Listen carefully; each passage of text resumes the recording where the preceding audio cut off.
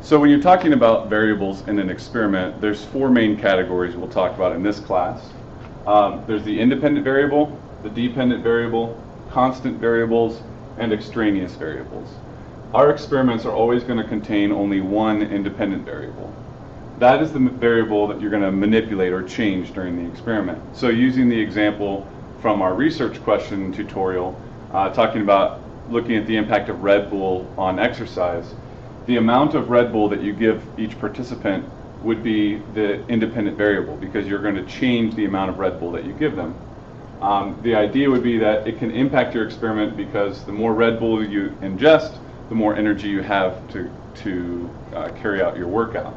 You're going to always want to include the range and units. Students typically want to do independent variables that are types. So they may say, well, let's look at different types of caffeinated beverages or types of pre-workout stimulants.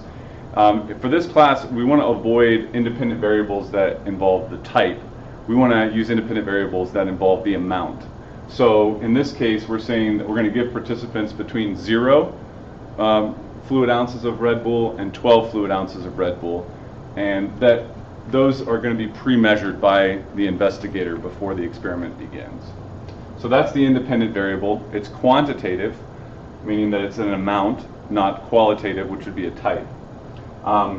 It is measurable with a range in units, and it's what you're going to be focused on prior to the experiment, controlling in the best way possible. The second type of variable is called a dependent variable. This is what you're going to measure in your experiment. So in this case, keeping with the Red Bull idea, we're going to measure how far they run on a treadmill. So if they ingest different amounts of Red Bull and we give them the same amount of time on the treadmill, if they drink more Red Bull, will they run farther? So you're going to measure the distance on the treadmill. The change in distance shows a change in their energy during the workout. You're going to say it'll be in a range of 0 to 4 miles, and the distance will be measured by the treadmill itself. Constants are things that you're going to hold the same. You're going to keep them the same the entire time. So one thing that would be an example of a constant would be the time on the treadmill.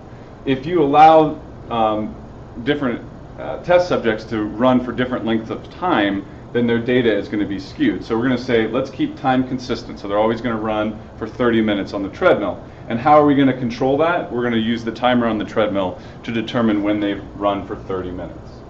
The last category of variables in an experiment for this course are called extraneous variables, and you'll see that it has the word extra here. Those are extra things that might skew your results or mess up your experiment. So we're going to talk about those ahead of time before we begin the experiment. Fitness level of the individual being experimented on is going to play a role in their results. So one way to determine fitness level is to gather a resting heart rate for each individual. Different people will run at different speeds based on their fitness level. And most humans are going to range from a resting heart rate of 40 beats per minute to 90 beats per minute. And so we're going to talk about how we control this. We're going to say that we have to compare our results from one individual to their baseline data that we gathered prior to the experiment. You can't compare person A to person B because they have different fitness levels. So this is an example of the types of variables that you'll see in an experiment for this course. There's more on my lecture notes online.